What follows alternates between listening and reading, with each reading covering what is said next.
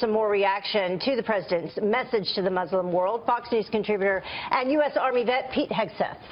Morning, Pete. Morning. How you doing?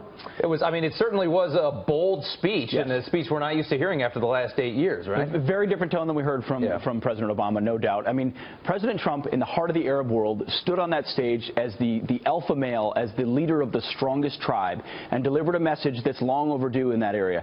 Hey, the United States is going to protect its interests, but we're going to come alongside you if you are willing to root out the terrorists in your midst. A very different message from what we heard from a Barack Obama at Cairo University in 2009, when he effectively apologized and equivocated for who America was and what we represent. When you stand forcefully in front of an audience like that, which is the currency in the Middle East is strength, then you get the respect reciprocated back, and we saw that through the entire 2 days he spent in Saudi Arabia. Yeah, something else he was very clear about in his speech is Iran, and that's also something that the audience appreciated. Well, very much so. He didn't mince words on Iran. He was willing to call them out as the largest state sponsor of terrorism in the world. And he didn't use the phrase radical Islamic terrorism, but he said Islamist terror, which is the exact same thing. Radical Islam is Islamism. So he was careful with his wording because this guy wants to make a deal. There's no reason to go into someone's backyard and start calling them names. But he was clear, this is a threat inside your religion that you have to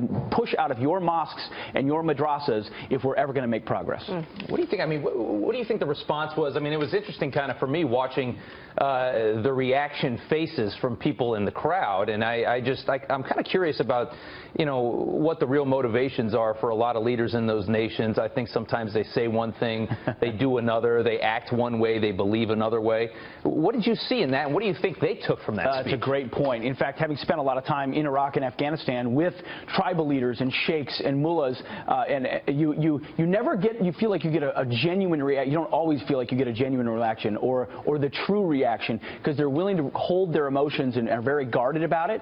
But behind the scenes, the reaction has been, hey, America is back, and they're going to reassert themselves in the traditional alliance with Gulf states and Sunni Arabs against the Shia sort of bloc, which has risen through the Iranian deal during the Obama administration. So you're going to get mixed perspectives. Some states in that audience have been fostering radical Islamic terrorism, funding it in that region. So it's not all friendly in that room, but certainly enough that hopefully he can agitate for some progress. Yeah, Pete, and that is where some of the arguments are coming from at home. Those who thought that he did not do a good job with this speech, saying that he should have spoken more about human rights violations. He should have come down harder on some of those countries who do harbor terrorists. What do you say about that? He's made his choice. He's making a clear shift from the Obama administration, where they unleashed the Arab Spring. They hoped democracy, in some ways an extension of the Bush perspective, hoped democracy would take foot in the Middle East and as a result empower people, empower women,